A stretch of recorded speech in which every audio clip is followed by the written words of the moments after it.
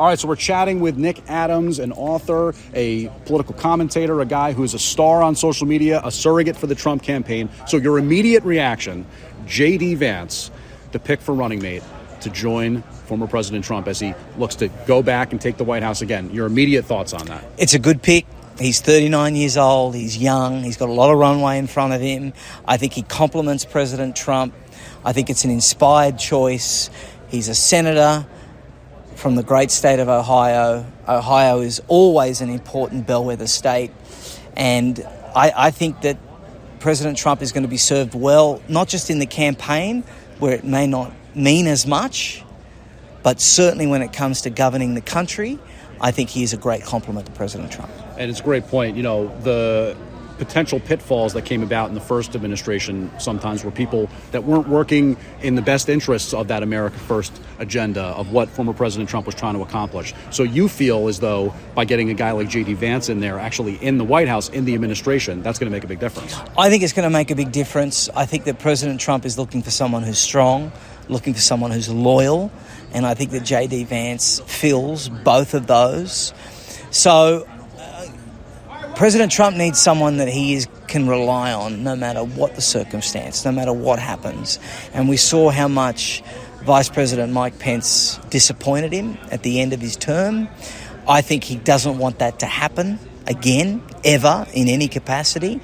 And I think that's why he's chosen J.D. Vance. And Nick, you know, so often we hear about like, oh, you know, the vice president pick really matters in terms of the campaign, and you're trying to bring in some other coalition of voters and stuff like that. But you said you're not so sure that matters right now. What did you mean by that?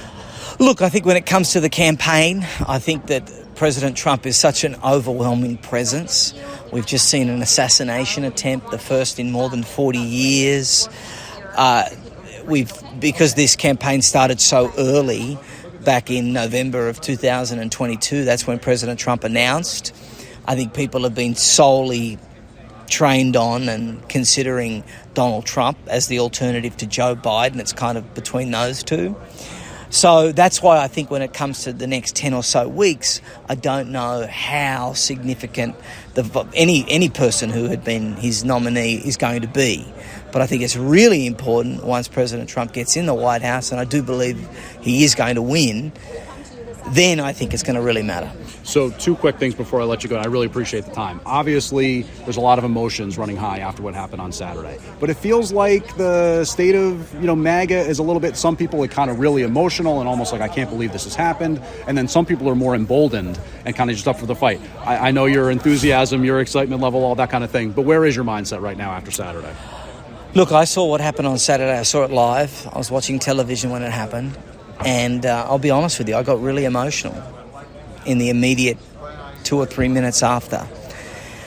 Emotional primarily based on his reaction. Mm-hmm. The way that he stood up, slightly, fight. Yeah, shirt askew, jacket, and such a man that's always immaculately presented. And to have that image and then a little bit of blood down his cheek, pumping that fist, it was defiant, it was inspiring, it was heroic, it was courageous, it was just exactly what the American people needed, not only in that moment, but what they need from the President of the United States and what we need as Americans for the entire world, on the world stage. If you don't think Putin and Xi Jinping and all these people that were watching that and thinking, I really don't want to go up against that guy, right? This guy takes a bullet and stands back up and pumps his fist and says, let's go. Yeah. I mean, that is epic.